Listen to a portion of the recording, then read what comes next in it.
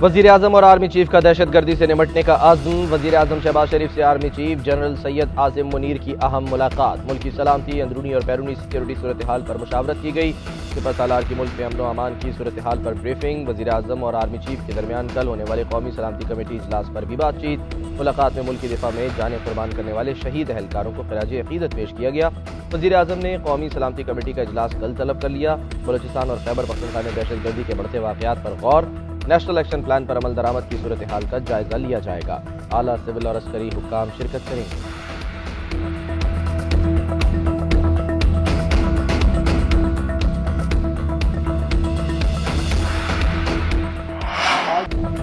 PTI अरकान कौमी assembly के इस्तीफों पर डेडलॉक बरकरार। फरीकैन अपने अपने मौक़िफ़ पर डट गए। तहरीक इंसाफ, वफ़द और स्पीकर की मुलाकात भी कोई रंग न ला सकी। पीटीआई इस्तीफे इज्तिमाई तौर पर कबूल करने पर बज़िद। स्पीकर राजा परवेज अशरफ का अकेले अकेले आने का मशवरा। कहते हैं इस्तीफ़ा मंजूर करना अहम मामला, आम सी बात नहीं। रुकने असम्बली इस्तीफ़ा बगैर दबाव के दे रहा है या नहीं। स्पीकर ने इस्तीफ़े मंजूर करने के लिए एक एक मेंबर को बुलाकर तसल्ली करनी होती है। कुछ लोगों का इकट्ठे आकर सबके इस्तीफ़ों की बात करना दबाव समझता हूँ। सियासत में दरवाजे बंद नहीं किए जाते, सियासतदानों में राब्ते होने चाहिए। स्पीकर कौमी असम्बली से पीटीआई अरकान की मुलाकात का एलामिया भी जारी।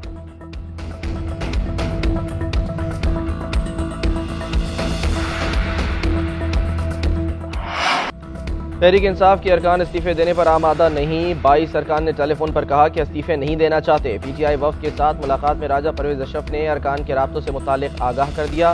बताया नवाज इलाही और तालिब निकई ने छुट्टी की दरख्वास्त दे दी। जुबैदा जलाल, गुलाम बीबी भरवाना और गुलाम मोहम्मद लाली ने ऐवान के रजिस्टर में हाजिरी लगाई। तनख्वाह का मुतालबा भी किया। पीटीआई के 6 अरकान ने कहा है कि उनके दस्तखत जाली हैं। स्पीकर ने मामले पर हर रुकन को अलग अलग खत लिखने की पेशकश की। अरकान को तनख्वाहें देने की ऑफर भी कर दी। असद कैसर का मियां मोहम्मद सुमरो को डी-सीट करने का शिकवा। मजीद मुशावरत के लिए वफ़द ने वक्त मांग लिया। शाह महमूद कुरैशी, असद उमर और परवेज खटक पीटीआई वफ़द में शामिल नहीं थे। इमरान खान के तलब करने पर तीनों रहनुमा लाहौर चले गए।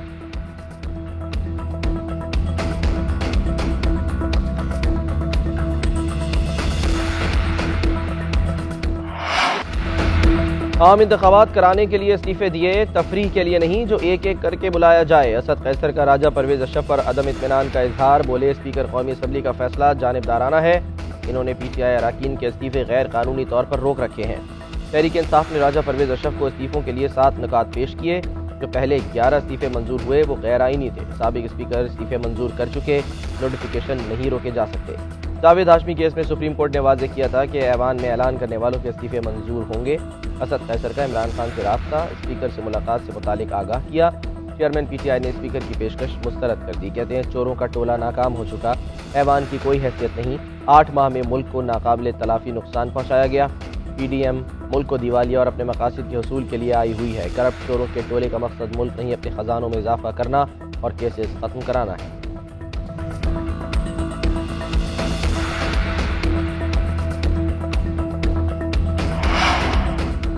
स्पीकर के इज्तिमाई इस्तीफों की तस्दीक से इनकार के बाद पीटीआई का अहम इजलास।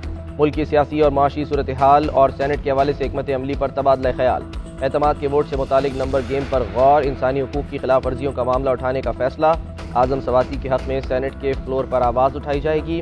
रिपोर्ट आलमी इंसानी हुकूक की तंजीमों को भेजी जाएगी। इमरान खान ने कहा कि पीडीएम आईनी और इंसानी हुकूक की खिलाफ वर्जी कर रही है। सेनेटर्स एक बार फिर अदलिया के सामने अपनी आवाज़ बुलंद करें। चोरों का टोला नाकाम हो चुका है, ऐवान की कोई हैसियत नहीं। पीडीएम मुल्क को दिवालिया और अपने मकासद के हसूल के लिए आई है।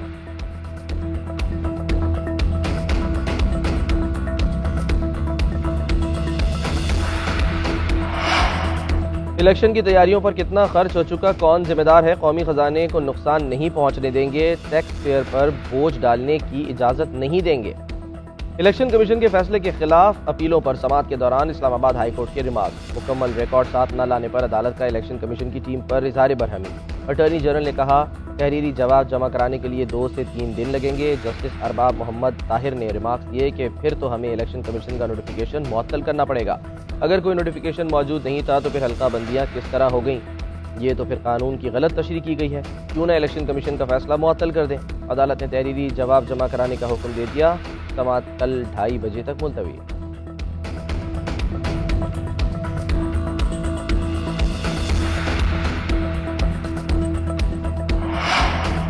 इमरान खान के खिलाफ हतक इज्जत दावे में दिफा का हक खत्म करने के खिलाफ अपील मुस्तरद। सुप्रीम कोर्ट ने 3 रुकनी बेंच में से 2 जजेस ने इमरान खान की अपील मुस्तरद कर दी।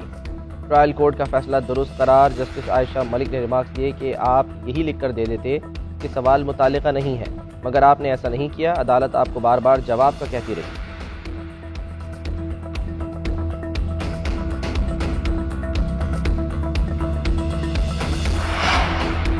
हेलीकॉप्टर न देने पर खैबर पख्तूनख्वा हुकूमत और गवर्नर गुलाम अली के दरमियान इख्तलाफात में शिद्दत। गुलाम अली का हेलीकॉप्टर को गवर्नर हाउस में उतरने की इजाज़त न देने का ऐलान। कहते हैं 3 मरतबा सूबाई हुकूमत से हेलीकॉप्टर मांगा मगर इनकार कर दिया गया। वज़ीर आला ने सरकारी हेलीकॉप्टर को ज़ाती बना लिया है, इसकी लैंडिंग के लिए बंदोबस्त भी अपने घर में ही करें। हुकूमत पाकिस्तान के हेलीकॉप्टर को गवर्नर हाउस उतरने की इजाज़त होगी, ज़ाती हेलीकॉप्टर को नहीं। गवर्नर ने हेलीकॉप्टर की लैंडिंग रोकने की कोशिश की तो गवर्नर हाउस को ताला लगा देंगे। गवर्नर हाउस किसी की जागीर नहीं जहां वो लैंडिंग रोक सकें। बैरिस्टर सैफ का गवर्नर गुलाम अली को जवाब। कहा, आप चंद दिन के मेहमान हैं, इलेक्शन के बाद इनको हटाकर अपना गवर्नर लाना है।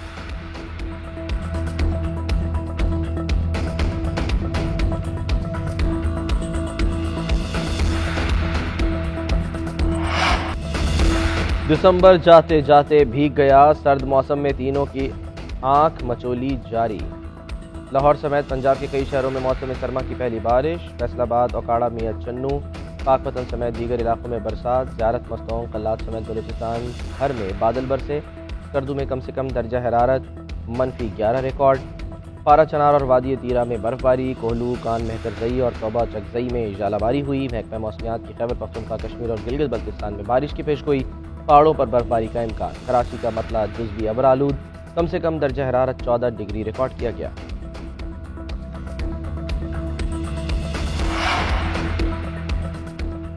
बालाई इलाकों में आसमान से सफ़ेद मोतियों की बरसात। मलका कोसार मरी में बर्फबारी का सिलसिला शुरू। सयाहों ने मरी का रुख कर लिया। सड़कों को खोलने और सयाहों को हर मुमकिन सहूलत फराहम करने के लिए इंतजामिया मुतहर्रिक। शांगला, औरकजई, पारा चनार और खैबर में पहाड़ों और दरख्तों ने सफ़ेद चादर ओढ़ ली।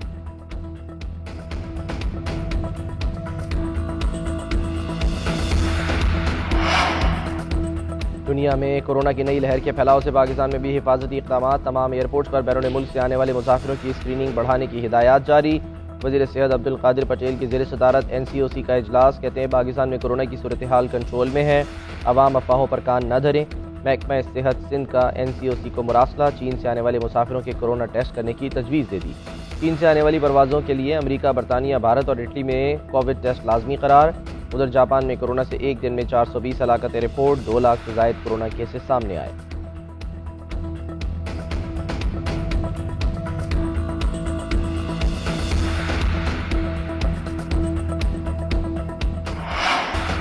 वज़ीर-ए-आज़म की ज़ेर सदारत जेनेवा में मुनक़दा पाकिस्तान कॉन्फ्रेंस से मुतालिक इजलास। कॉन्फ्रेंस के लिए तजावीज़ और तफसीली लाहे अमल पर तबादला ख्याल। वज़ीर-ए-आज़म ने सैलाब ज़दगान की पुकार पूरी दुनिया तक पहुँचाने की हिदायत की।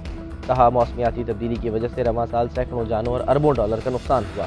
सैलाब ज़दगान की बहाली और तबाहशुदा इंफ्रास्ट्रक्चर की तामीर एक बड़ा चैलेंज है। वादे के मुताबिक आखिरी सैलाब ज़दा शख्स की बहाली तक चैन से नहीं बैठूंगा।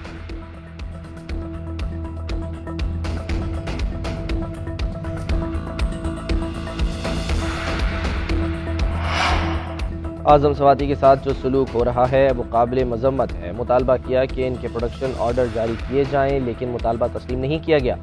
सेनेटर शहजाद वसीम की मीडिया से गुफ्तगू। बोले, एक मफरूर को जमानत मिल गई, दूसरी तरफ आज़म सवाती हैं जो अब तक कैद हैं। कानून सब के लिए बराबर होना चाहिए। सेनेट के अंदर और बाहर अपनी जद्दोजहद जारी रखेंगे। एजाज चौधरी ने कहा, 75 साल बुजुर्ग रियासती गुंडागर्दी का शिकार है। अकूबत खाने में रख कर शर्मनाक हरकतें की गईं। सुप्रीम कोर्ट के सामने एहतजाज जारी रखेंगे।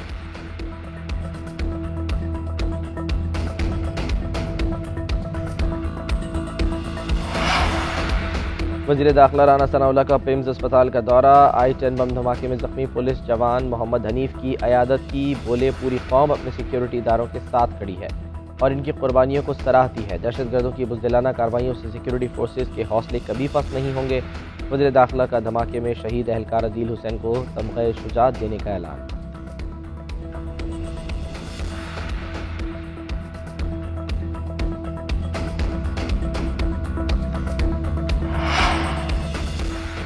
कीवीज के खिलाफ कराची टेस्ट का इम्तिहान बना शाहीनों के लिए वबाले जान। पहली इनिंग्स में 174 रन के खसारे में जाने वाली बाबर आजम 11 ने दूसरी इनिंग्स में 77 रन पर 2 विकेटें गंवा दी।